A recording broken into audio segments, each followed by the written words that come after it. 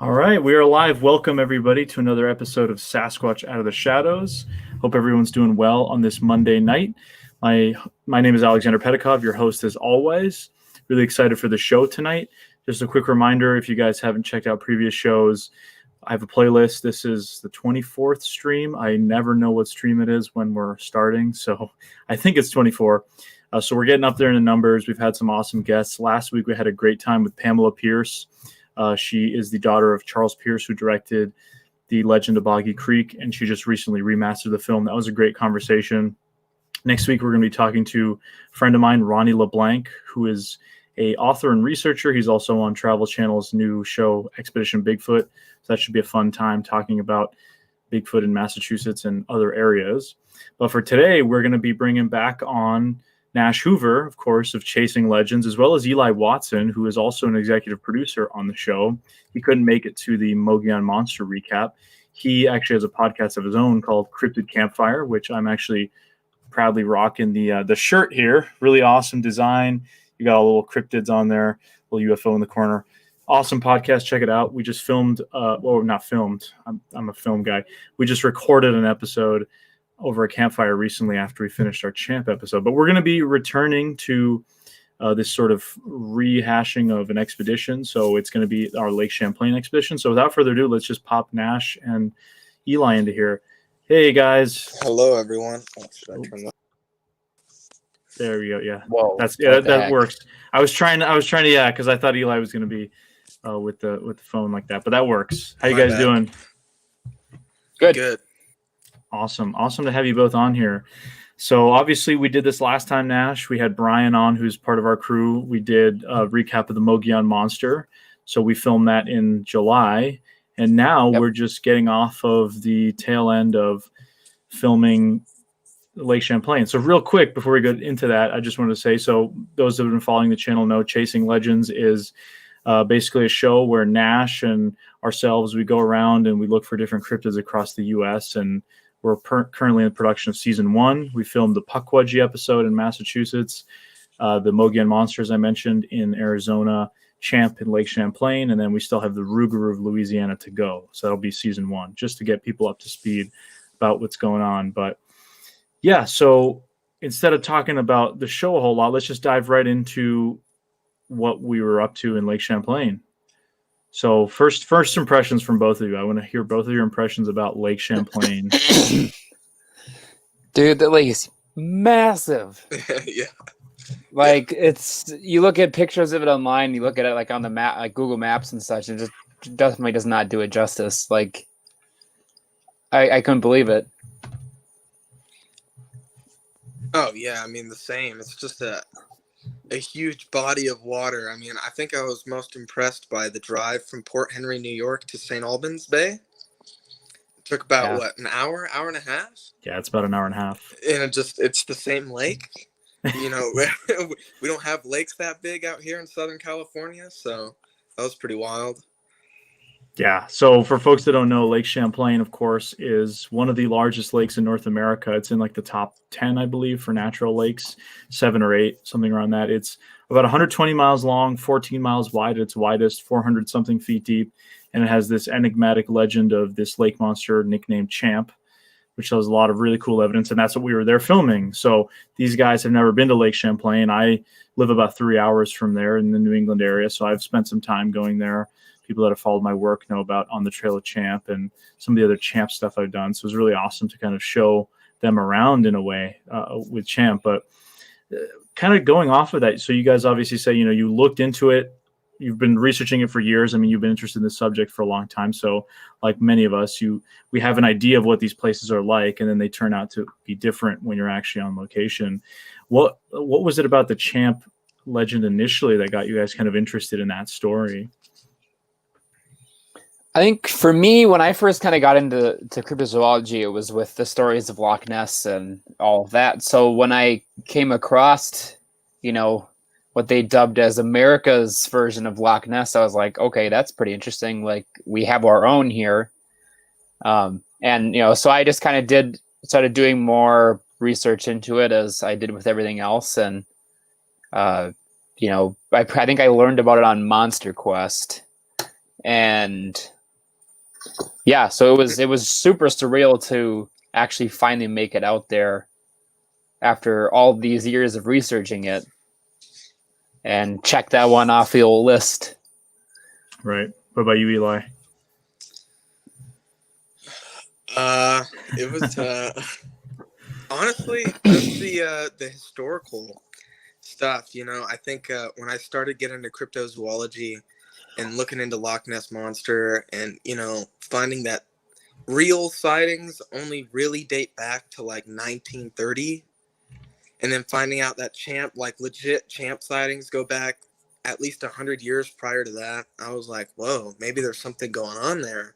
And just seeing how many like legitimate photos, I mean, I don't know, not to bash Loch Ness, but you know, you got the surgeon's photograph, which came out as a hoax, you know, and then you have like the real one, which is the Mancy photograph, which is right there on Lake Champlain, which is still contested, whether it's, you know, real or not. And it's basically the PGF of, you know, Lake Champlain, and I think it's legit. So it's cool that there's just so much legitimate and you know, plausible evidence for this creature that really hooked me in, and just stretching back centuries, you know.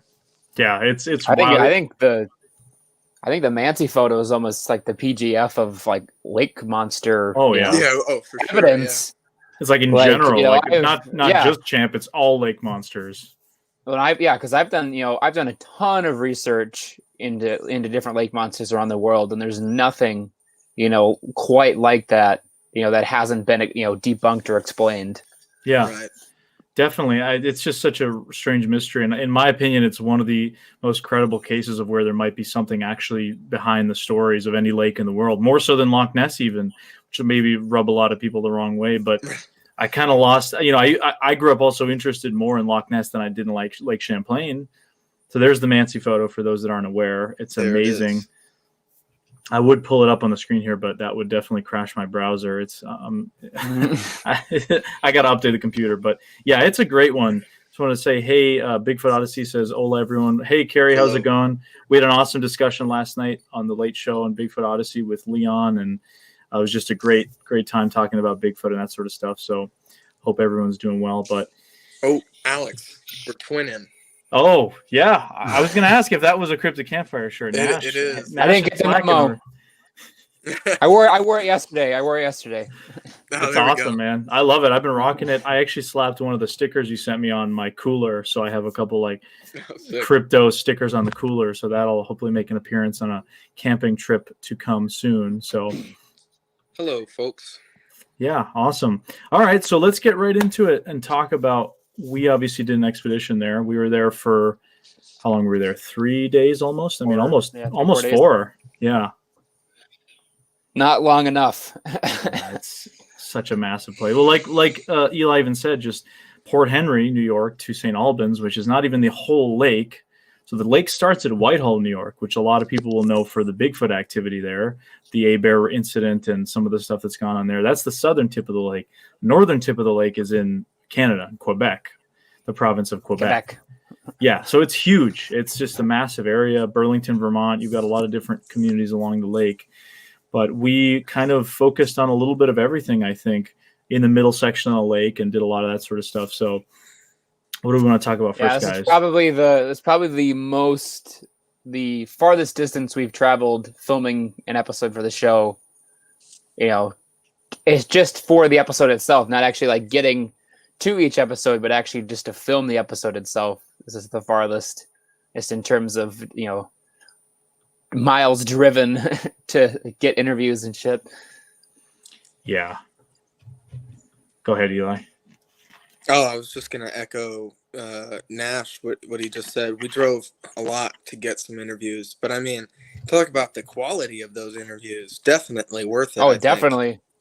Oh, actually, speaking of just Champ, we have in the comments Champ Day, the Lake Champlain Monster Festival. So that's Andrea. She runs the Champ Day there, and she's got Home of Champ. Awesome. Thank you so much. She actually hooked us up with one of our interview contacts. So thank you for that, Andrea. You guys will know Lore, who we had a great time meeting, and some what's always great about these expeditions is like the funny things that happen along the way. We had this mishap with one of our interview subjects where we said we were at one marina and he thought we were at the other, and we basically both switched places and then called each other and realized we were switched places, and it was just it turned into showbiz, a time. folks. We have Sasquatchy girl as well saying hello. Oh, hello. How you doing? Fan. Yeah, she's great. And Champ Day says, glad to help out. Yeah, thanks again. Awesome. And it's unfortunate, obviously, we couldn't do Champ Day in person this year. Hopefully next summer. That's always the hope. But comment here says, Sandra Mancy took her photo when her family encountered Champ Tuesday, July 5th, 1977. Thank you, Cashew Gesundheit. Thanks for that information. No, that's what happened. I knew the date. Obviously, we went to St. Albans. We were in St. Albans, so pretty close to where the area where it's believed the photo was taken. I think we talked to some locals, John and them kind of pointed out where they, had read where the location was. And I think we were close where they believe, it matched up with the background and such. So yeah, it was pretty interesting to be in that spot. Definitely. I think because she couldn't really, there's some different stories. She either couldn't really remember exactly where it was, or she didn't want to reveal where it was because of a fear for some sort of harm that may be coming upon one of these creatures if they were to, people were to go start looking. But right. Carrick says that switching location stories is still one of the funniest stories I've ever heard.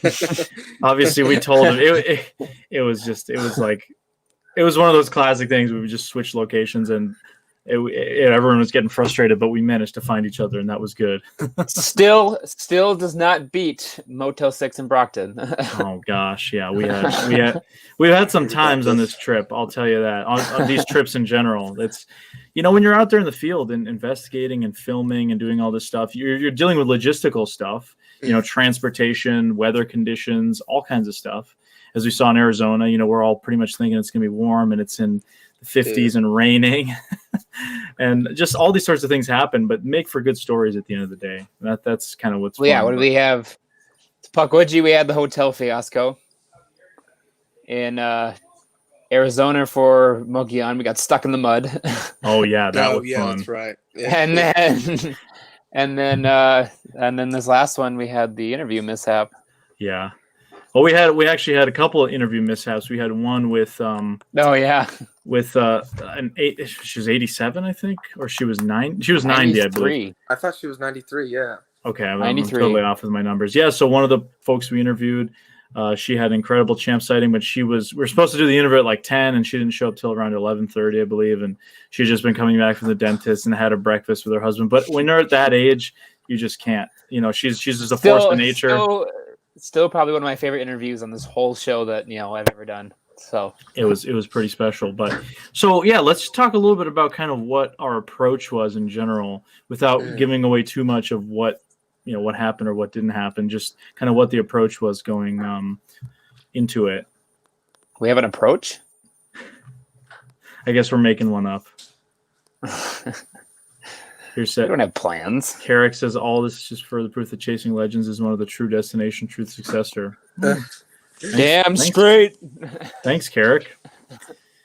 Yeah, so I guess what we kind of hope to do is when you have such a large area like Lake Champlain, it can be tough to cover ground. So we try to kind of narrow down. We spent one day was really kind of our production day, or not production day, interview day. So that's when we interview and B-roll, where we drove around to different locations and we did 4 technically almost 4 interviews, right?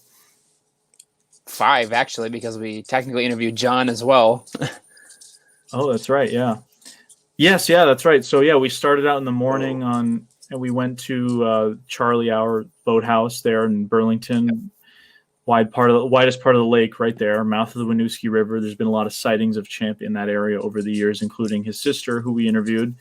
She's been interviewed before on programs like Monster Quest. Really interesting story, absolutely.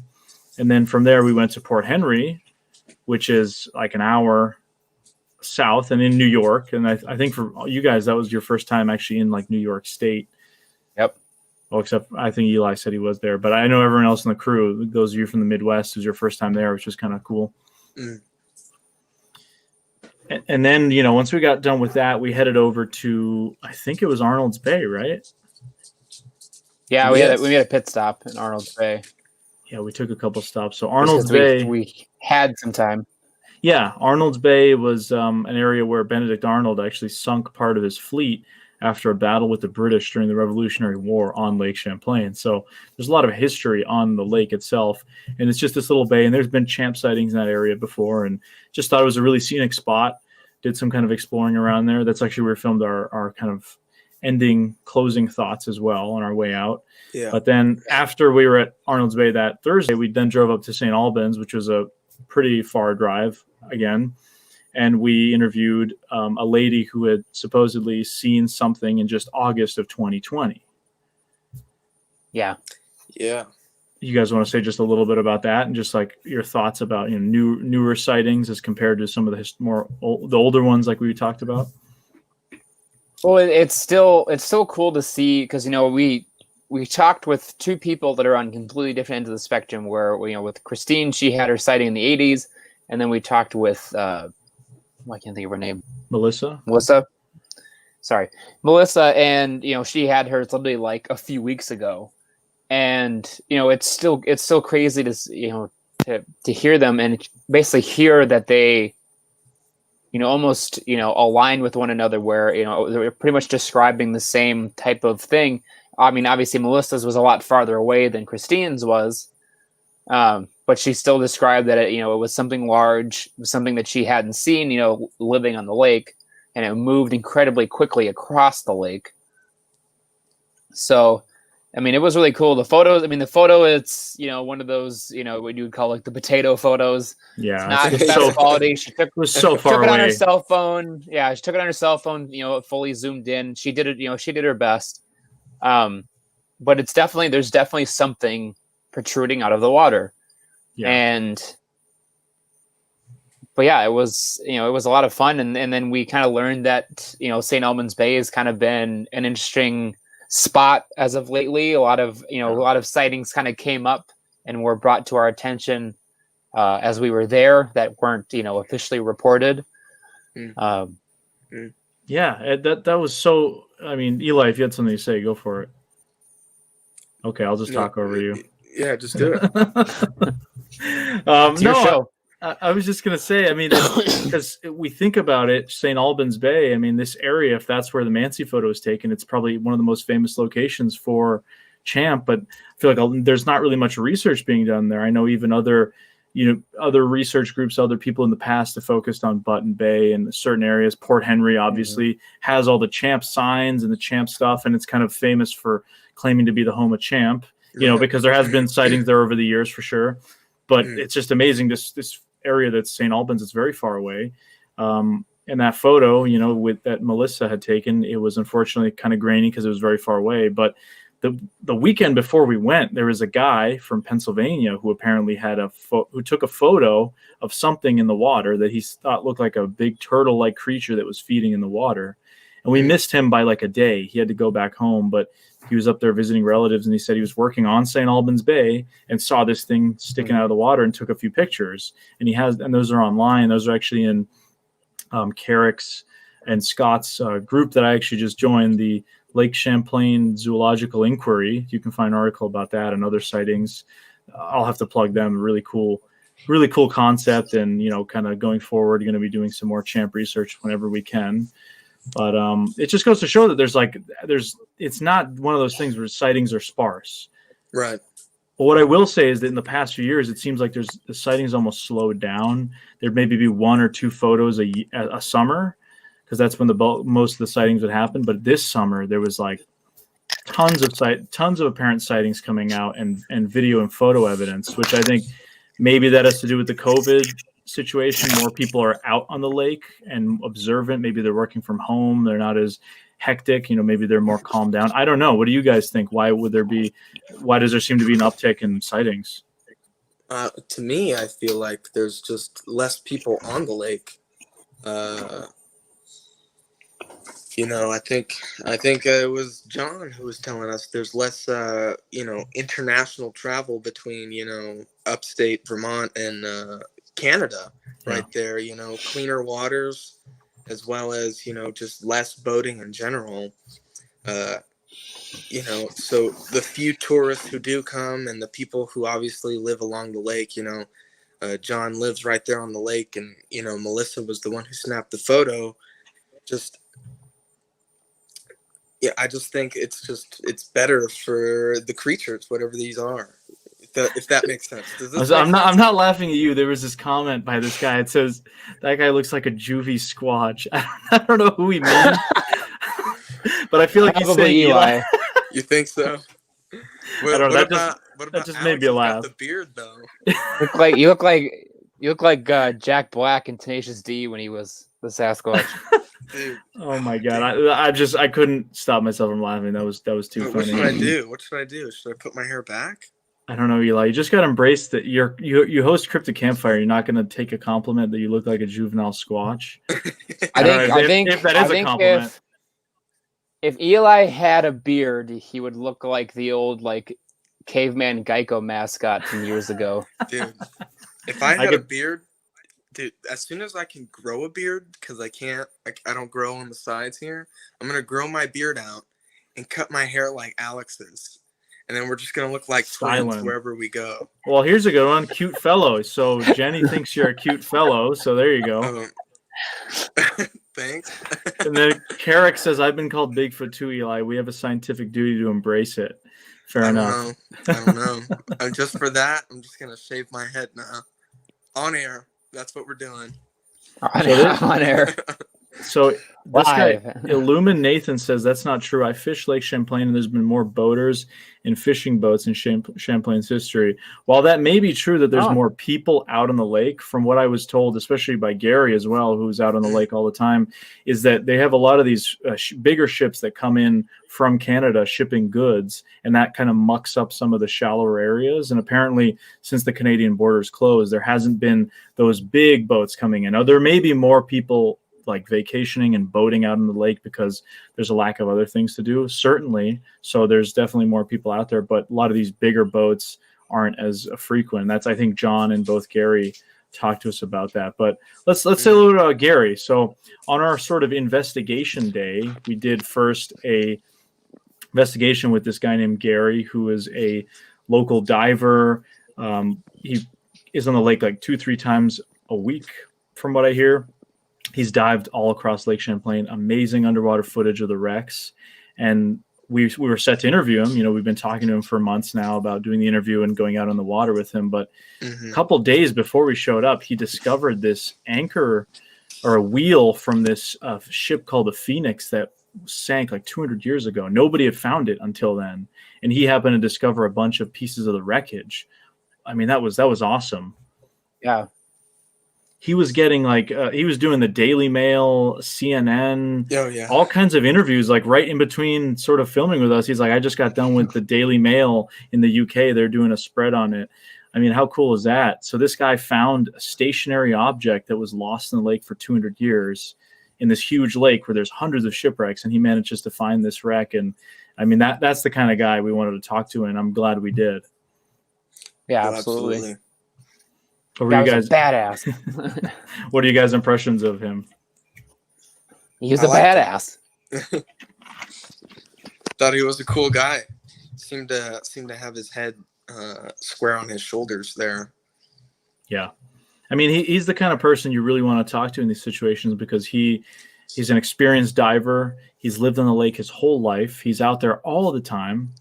And he made a really good point about bringing up how there's different categories of witnesses. There's the people that go out there, they want to see something, and everything they see then becomes a monster. Yeah. There's the people who see an explainable thing, where it's, maybe a strange weather phenomena or a weird log or something like that. And then there's a third category of people who are essentially those that are familiar with those first two, that have something they truly can't explain. And he considered himself to be in that category for something recently he had happen where he saw this huge hump-like thing kind of sink into the water, and it was swimming around in strange sonar readings he's had in the past. So that was really interesting. But He was the kind of person to take us around and show us around the lake, which I think was awesome. We got to do that. Yeah, absolutely. So this is just an interesting comment I want to read. Bigfoot Forest, Vancouver Island says, in 1994, I was at Okanagan Lake, BC, when a trio sighted Ogopogo. She said it was a massive serpent's head, at least a foot across, came up and looked at them in the boat. Eep. That's cool. So Ogopogo story there. Yeah, straight Yeah. up. That's awesome. LM says, yeah, I was just going to ask about the recent sightings. Yeah, there's been, like I said, a bunch this summer. A bunch, yeah. This is cool. I inherited the foot casting from the Abear Road incident from my late uncle. Whoa, that's really cool. If you don't mind, D Legend, if you could like send me a few pictures of that, I would love to see what that looks like. Obviously, Whitehall Abear incident, really one of the most famous Bigfoot encounters in the Northeast, I would say. Sure. Very well known on Monster Quest and other programs as well. Pretty cool. But Stefan has a question for the group. Are you guys ever doubtful when you encounter a witness who has had multiple sightings? Maybe it's less credible. This is interesting. This is definitely a question that comes up a lot, I think, in the subject. I think about Mogollon Monster with that question. You guys know who I'm talking about. So this is the thing. There's sometimes when you hear people say, "Oh, I see the things whether it's Bigfoot or lake monsters," they say, "I see it all the time," right? Mm-hmm. I kind of take that with a grain of salt, because it's one thing to see, I had a road crossing or I've been in these woods all my life and I happen to see this thing and I've never seen it again. Now, I will say it's not, if like people are living on a property with activity going on all the time, I don't think it's out of the question for them to have more than one experience. Sure. But I think it definitely, you come off as less credible when you say, "Oh, I see these things all the time," or "I experience them all the time." That may be unfortunate. There are some people probably have legitimate encounters, but broadly, most people think, well, if it's an elusive animal, how are you going to see it so many times? I don't know. What do you guys think? Yeah, I'd have to agree, because, I'd say we've all kind of been interviewing eyewitnesses for a long time, and at least in my experience, you always get the ones where it kind of feels like it's more credible if it's only been like a handful versus all the time. Yeah. Because for me especially, it's when you get the ones where it's like they saw it the one time, that's all they needed. They never needed to see it again. They knew for sure there was something out there that they couldn't explain. But yeah, I think when you get those people that it's almost like a daily occurrence, there's probably something more to it.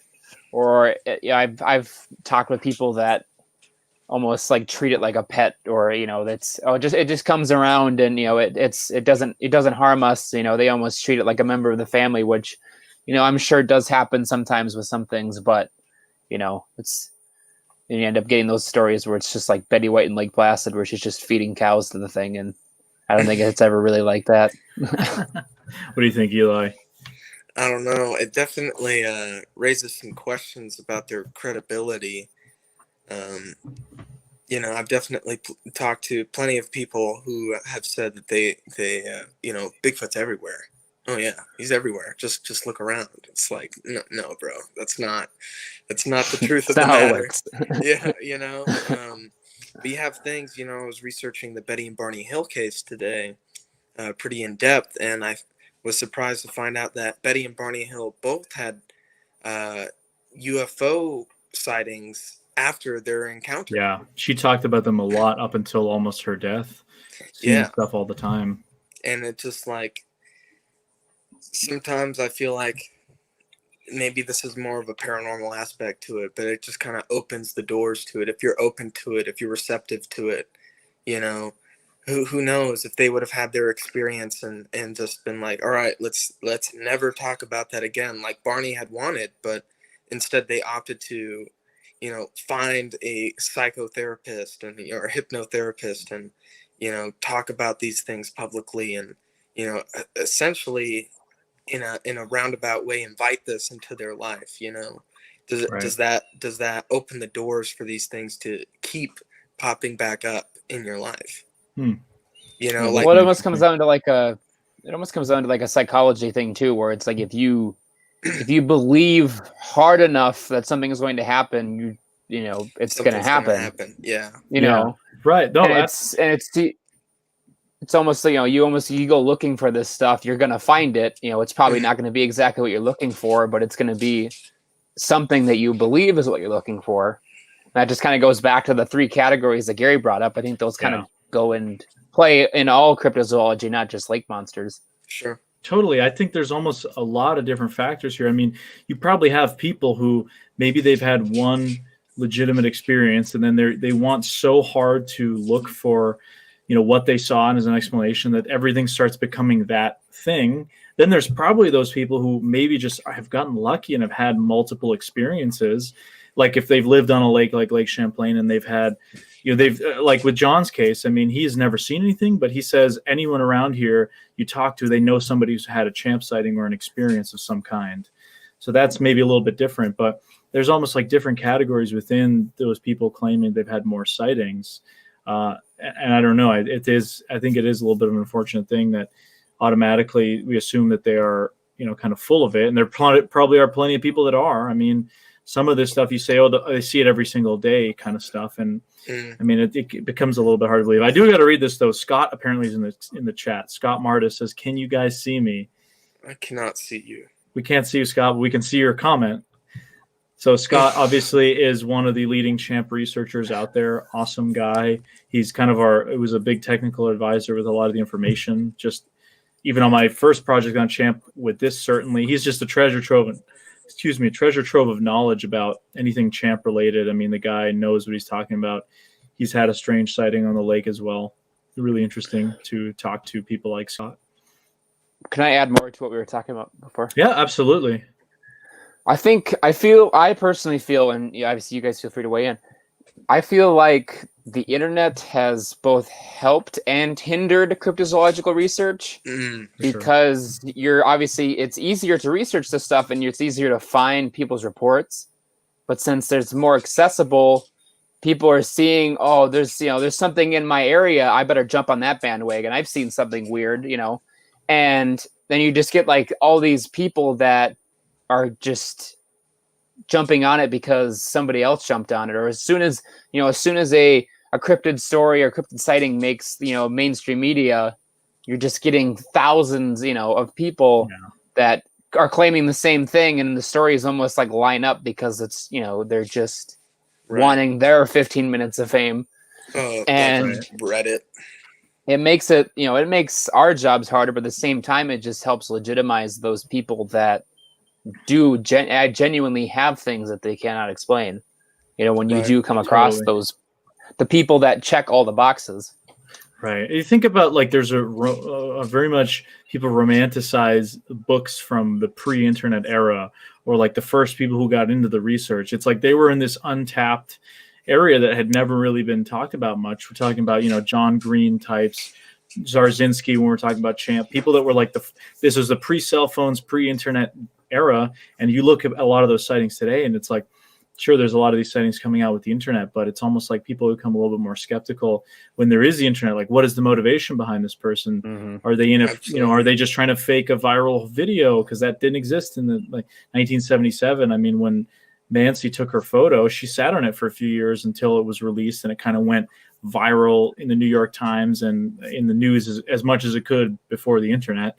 But there didn't seem to be like a nefarious motivation with that on the get-go, whereas I think automatically you put out a video or a piece of evidence nowadays, it's automatically seen as skeptically, and people are quick to debunk or say it's photoshopped or whatever.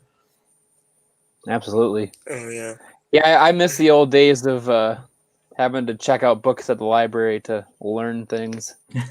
Or, I mean, even like, you know, I was doing research for the Rake. We did an episode on the Rake, and just, you know, you have Reddit, and you have graphic designers, and you have people who put a lot of work into, you know, fictional stories about the Rake and write them as if they're real. You know, who's to say someone of that caliber who can put that much effort and talent into doing something about the Rake, do that about a Bigfoot thing? Yeah. You know, Well, of yeah. I course, mean, look at that, and look at Slenderman. Like I was gonna say that Slenderman. was Slenderman. never meant to be taken literally, and it just exploded. Oh, Yeah. absolutely, yeah. Documentaries about it and the effects it had on people, and it's amazing, these viral phenomena. I mean, they really can become gripping, and you see a lot of that to this day. I think as you know, the internet, the way it's evolved from where it started, it's crazy once you go down the kind of rabbit hole of some of this stuff. Yep. But let's take some questions here. We have one from Raptor Crazy who says, okay, question, do you guys have other people on the lake searching for the creature as far as sonar and other data? So I mean, when we were out there, we did that, but I mean, we're not, none of us, I guess, are really active researchers on specifically Lake Champlain.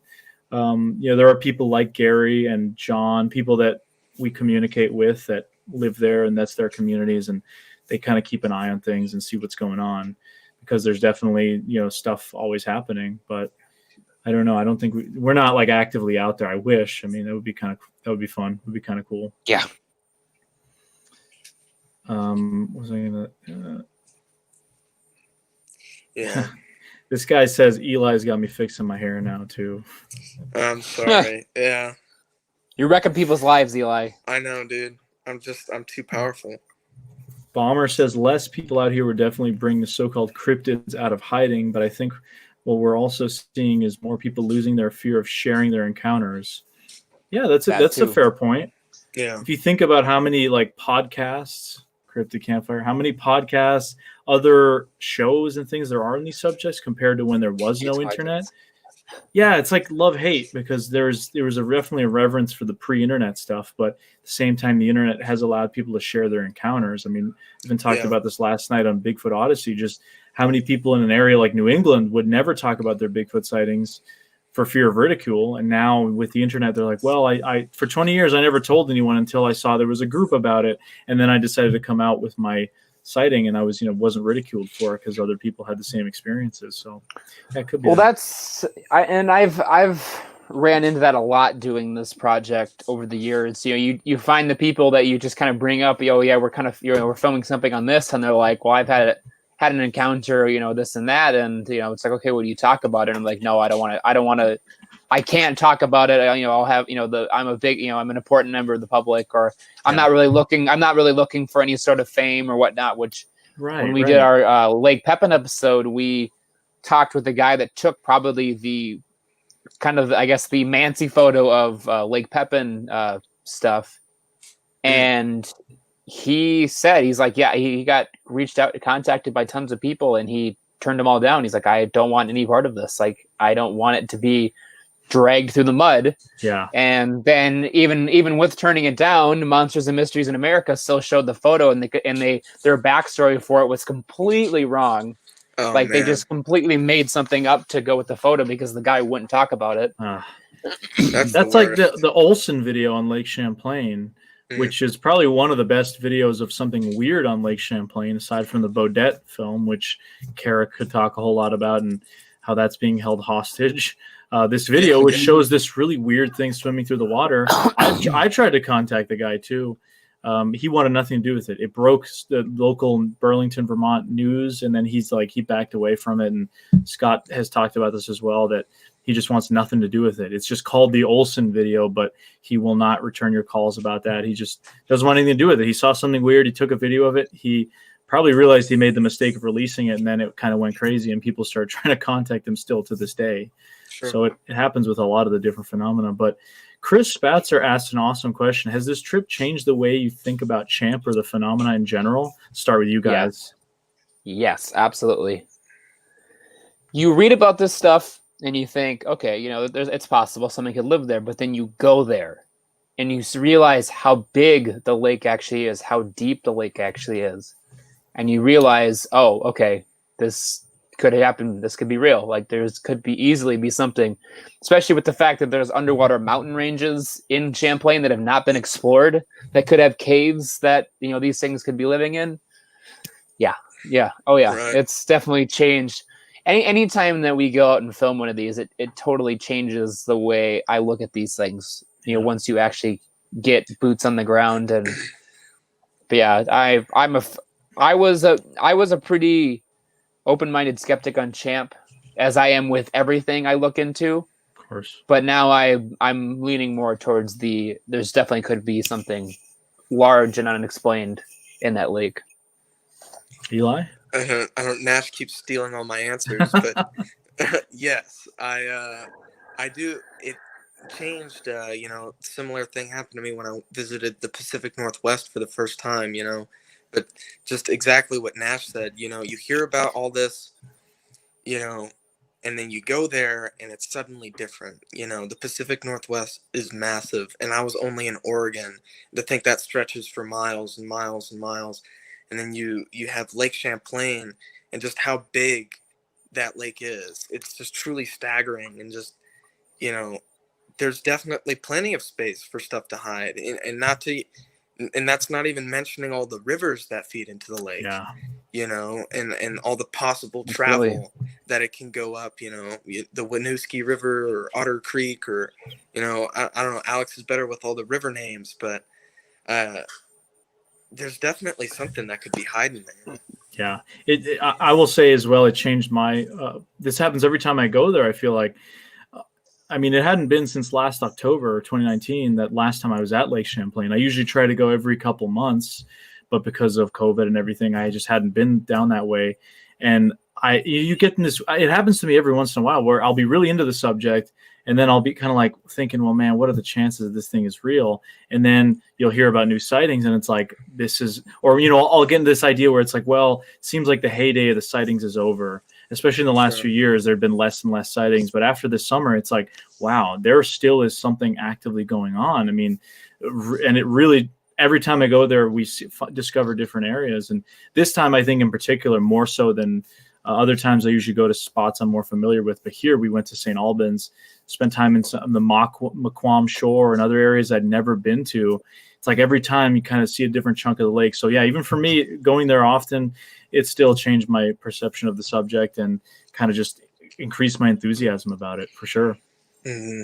Well, I just remembered. Oh, sorry. Go ahead. Oh no, I was just going to say, yeah. Brad just says there's a fairly recent photo of a creature in a storm in Lake Superior or Michigan. Can't remember which, but I think there could be unknown critters in big bodies of water. Could be. Yeah. Lakes. I know for sure Lake Superior does have stories of one. And those things are huge. But that means. Lake Superior is like 1,000 feet deep, and it's So it makes Lake Champlain look tiny, and Lake Champlain is this huge lake. It's crazy. But what were we gonna say before I cut you off there, Nash? I just remember, Alex, our first, big reveal of the Mogollon Rim. When we came around that corner when we were driving up, and you just saw just the vast forested mountains, and it's like, okay, there's something here. Yeah, right. And it goes back to that, because I remember when we drove to Shelburne Bay near where we were staying, and to the right you were able to see like Shelburne Bay, right? And you guys all looked over, and you're like, oh wow, this is crazy. And I'm like, that's nothing. That's a little bay. And then because that was on the right side, and then when we drove out to that beach and you saw that as the sun was setting, the wide lake, I think all of your guys' reactions was like, oh my God, it's like collective, just like craziness. Even for me, it was like, I haven't seen it in a year. I was like, yeah, this is why I love this place. I kind of forget that, but like, wow, it really, it's there. Yeah. Yeah. Especially with Mogollon too. I don't know. Just when the first time I heard about the Mogollon Monster was from Nash, and I was like, Bigfoot in Arizona, dude, you're looking in the wrong place. Like, you would be surprised how many people I was the first one that they learned about that from. I don't even remember how I learned about it. Yeah, whoa. What was that, guys? Uh-oh. What?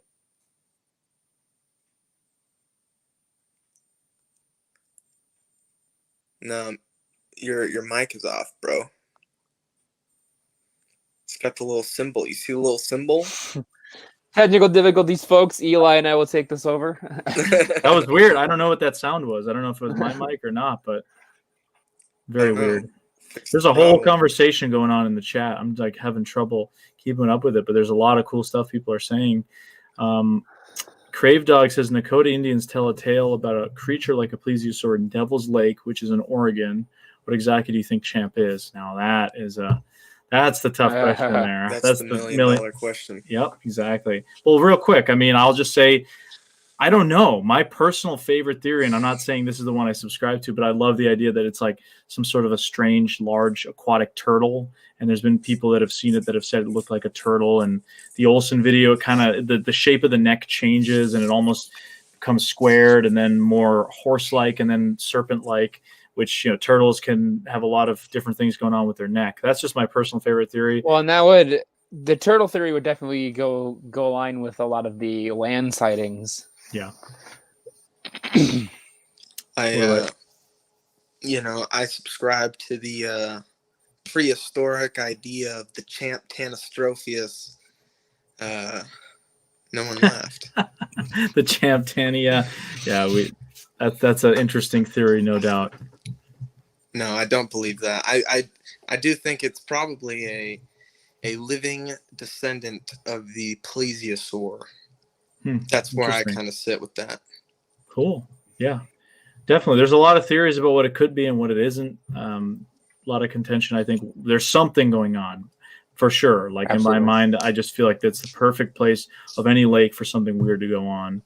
Now, Critter Hunter says, I live near Lake Erie. There's some sightings of a lake creature here. Awesome. By the way, Forrest Galante from Extinct or Alive, who I think we're all big fans of, mentions in a Joe Rogan podcast that a certain shark can survive in fresh water. Yeah. Tiger sharks. Bull shark. That's right. Bull shark. That inspired the Jaws sightings. That, like, people were killed in a river in New Jersey in 3-foot water. There's also a lake in Nicaragua where sharks live. It's like a freshwater lake. The sharks have just evolved freshwater. Pretty cool. There's, I think, every few years there's reports out of Lake Superior and Duluth area that there's sharks seen. They swim up the river and make it that far. Crazy. Yeah, definitely. Here's a good one from Stefan again. Without getting political and naming names, are there many researchers, filmmakers, authors that are in this field for the wrong reasons? How prevalent is that?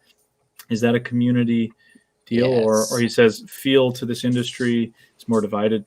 Yeah, there's definitely a lot of people like that. There's plenty of hoaxers, plenty of people who are in it for the ego side more than anything else. Like that is we've experienced plenty of that without, I think Stefan knows a little bit of the backstory. And we won't get into that. He's a friend of mine, obviously, but there's definitely a lot of that. Just some craziness. I think we've all firsthand personally I gotta talk before Nash does, because he'll just steal what I'm gonna say.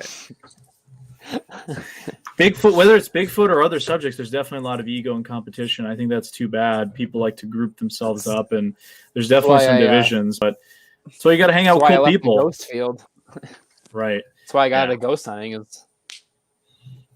And I got to say, Scott, he commented some of the stuff on the internet is made up BS, and then he says you have serial hoaxers.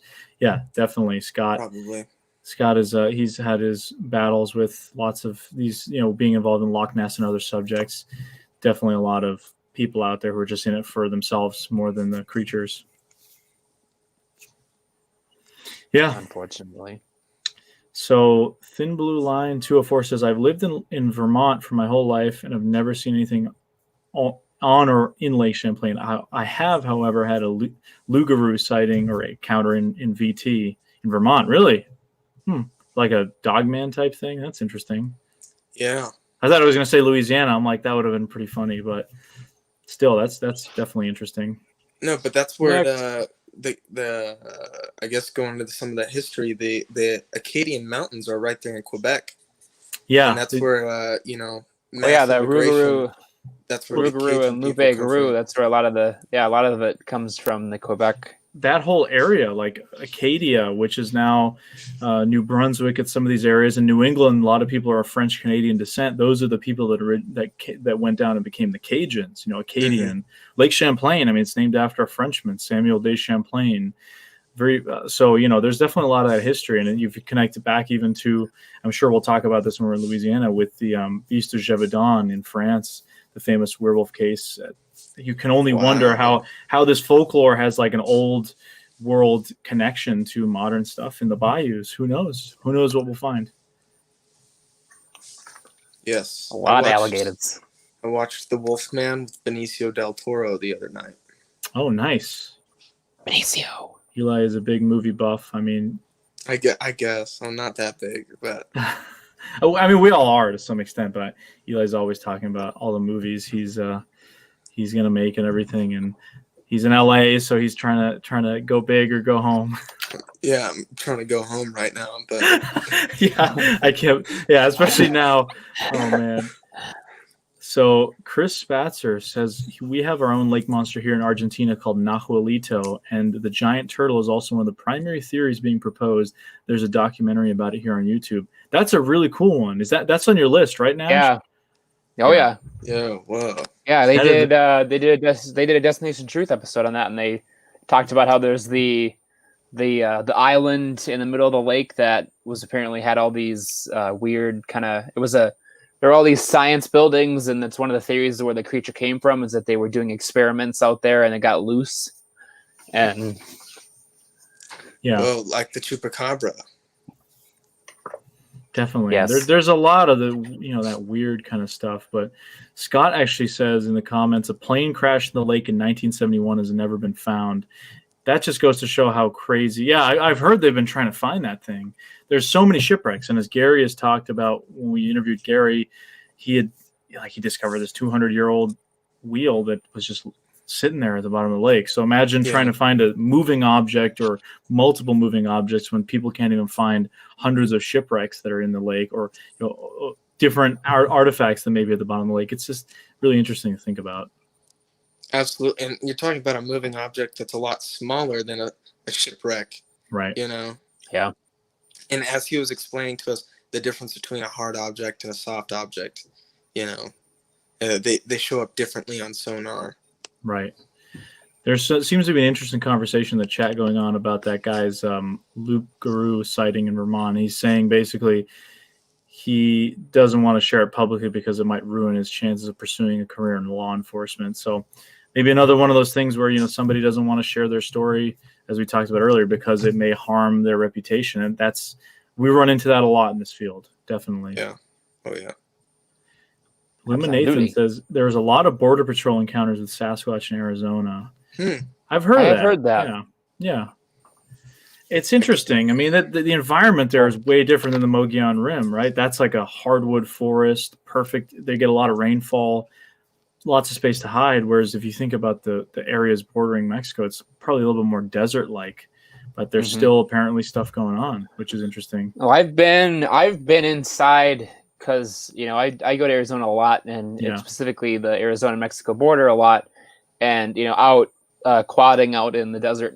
We've come across the border patrol guys, and I one time they actually brought me in and showed me their vehicle that they have and all of the radar and thermal equipment they have in there. So I'm sure those guys see tons of crazy stuff. I've heard stories of them videotaping UFOs and stuff, and oh, I bet, there's all those those guys. It's usually one or two guys at a time that just sit out there, and if they're not getting any action, I'm sure they just are messing around with that stuff and seeing what else they can find out there. Got all these awesome gadgets. Yeah, you got all these incredible gadgets that I think. If I had millions of dollars of thermal equipment, I'm going to use it for something. Hey, you're on the federal government's budget. It's like they're using basically what would be like cryptozoologists' dream equipment, and so it's kind of interesting. But it is interesting when those sorts of people have encounters and that kind of stuff. But this is an interesting one. I was going to bring up, but Kerry has brought it up, which is awesome. Some of the Native American stuff. Brattleboro, Vermont petroglyph is very interesting in terms of championing reference and history. It doesn't seem clear what kind of animal or object it could be, if not a long-necked, four-limbed one. What he's referring to is this kind of petroglyph that was discovered, and it shows this strange long-necked creature with limbs. It's Abenaki. It's presumed to be Abenaki, which are some of the Algonquin-speaking peoples that inhabited that part of Vermont. And both sides of the lake, on the Abenakis, on the Vermont side, and then you had the Iroquois, the Mohawk, on the New York side. And they didn't like each other at all. They would go to war pretty frequently, and the Iroquois were a lot more powerful. But they both had stories of some sort of a horned serpent, and they named a lot of areas or a lot of places around the lake after serpents or that kind of stuff. And there was definitely some interesting stories.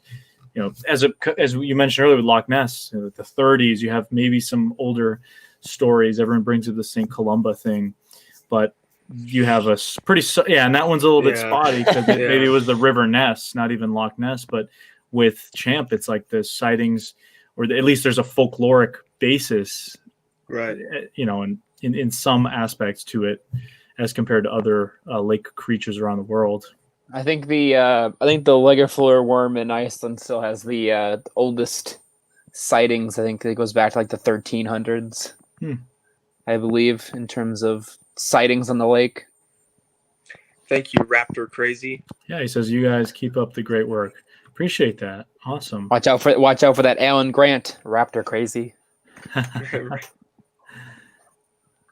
Yeah, but it's definitely interesting. I mean, just thinking about that historical. I mean, I think with North America in particular, with such a long history of people living in some of these areas, really wild areas, as opposed to maybe Europe or Asia, some other cultures where there's been thousands upon thousands of years, and there may be folklore, but here, the transformation from most of the people that living in this area for thousands upon thousands of years were hunter-gatherers, and they had small communities. It wasn't like in Mexico or Central and South America where you had like cities, like with the Inca and the Maya and the Aztec. Mm-hmm. Here, a lot of the tribes were much more nomadic, and then it kind of went from that to a colonial period where you had a lot of people that lived out in the woods, mountain men, people had skills, and now it's like we're trending towards urban environments. So the kind of the trajectory of these subjects, whether there's lake monsters or I guess more broadly Bigfoot, is pretty interesting in connection to a lot of the stuff that's going on, because you have such different groups of people that are having experiences.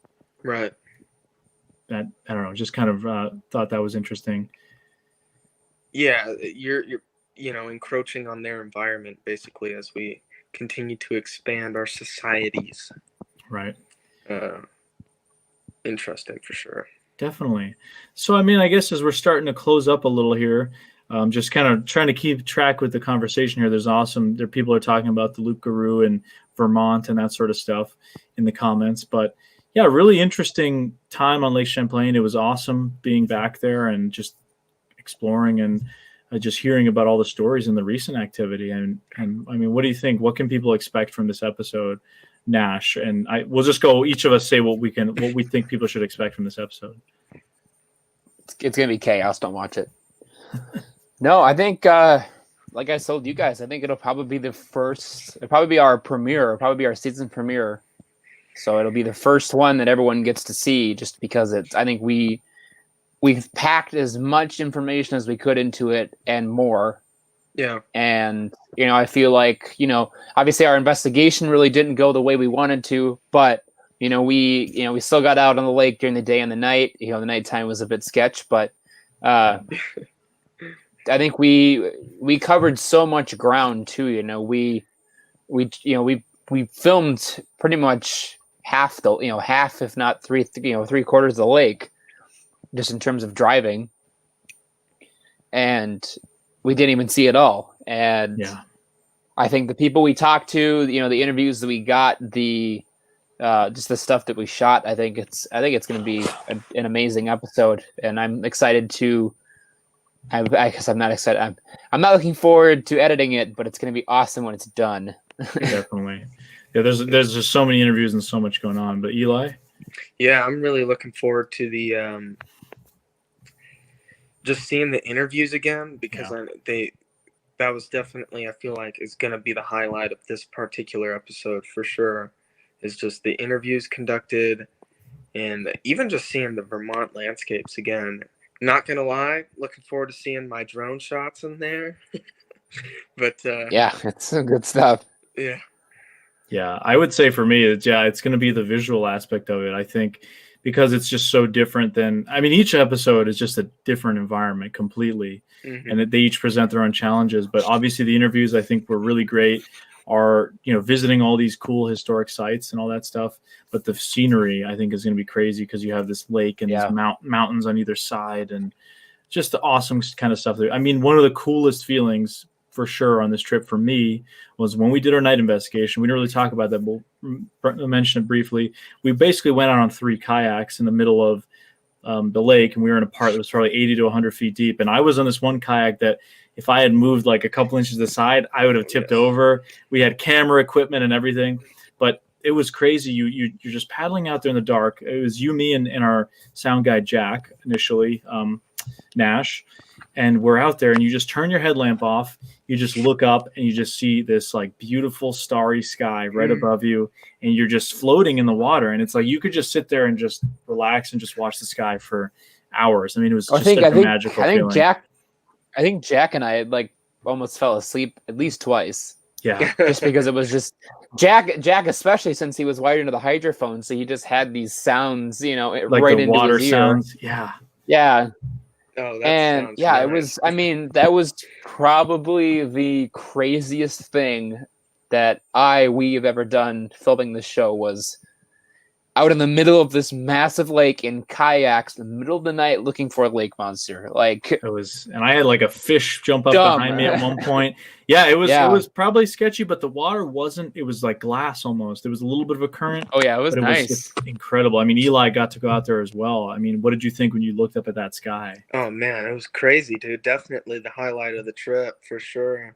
Yeah, it was special for sure. It was. I'm really excited to see the episode. I can't wait. We're gonna have to get a promo out for this and the other episodes soon. We gotta get our acts on that. And October now is coming around, so spooky season. Even if Halloween isn't really going on or whatever, at least we can still kind of do stuff. And of course, we have our Mogollon Monster. Gosh, that's already done. That's done. The Rougarou. So Louisiana, that's the last leg of the journey here, so to speak. Yep. So boys. Yeah, that's going to be awesome. Like we said, Louisiana, totally different environment. But we'll do another recap just like this in October after we do Rougarou. So we'll get to talk about that and all the other stuff that we encounter on that trip. So I'm really excited for that. And hopefully we can get some more of the team on that one. Yeah, definitely. Well, I mean, it's nice to always have like 3 people in here. Last time Eli couldn't make it, we had Brian on here, and Brian kind of shared that wood knock experience with me. So that was really cool. But just awesome. Hopefully we'll get the whole team on at some point. Oh, yeah, that'd sure. be nice. That would we'll definitely be busting out the bug spray for Rougarou. Yeah. Oh, yeah, that's gonna be an environment, all right. Stefan says, "Who has the better drone?" Eli. His is a newer one. Duh. It's the same. They're both Mavic Pros, but his is like a 2. I've had mine for like 3 years. His is the new model, so obviously it's gonna be a little better. If you really want to get specific, it's probably Sammy, since his is the bigger, newer one, and it zooms. True. Yeah, but he didn't make this trip. But I'm excited. I'm really excited. I'm really excited to see what he gets in Louisiana, though. Oh, definitely. Sure. Gonna see some gators and all kinds of other stuff. Champ Day says, "Looking forward to the episode. Thank you for sharing a recap of your trip." Yeah, thank you again for being awesome. But yeah, so that's pretty much it, guys. Thank you so much, as always, everyone tuning in and leaving your awesome comments and questions. And thank you, obviously, Eli and Nash, for coming on here. We're really excited for what we got cooking up here with Chasing Legends. And like I said, guys, if you like this kind of content, please share it. Let people know that we have these kind of live shows where we really try to interact with the guests as much as we can. Next week, like as I mentioned at the beginning of the show, we're going to be having Ronnie LeBlanc on. We're going to be talking about Monsterland in Massachusetts, as well as Expedition Bigfoot, this big show now on the Travel Channel. So that'll be fun. And going forward, we're going to have some spooky shows lined up for October. Talk to some cool people, and that's just the way we do it. So thanks again, everybody. Hope everyone has a good night, and we'll see you guys next week. Bye. Bye.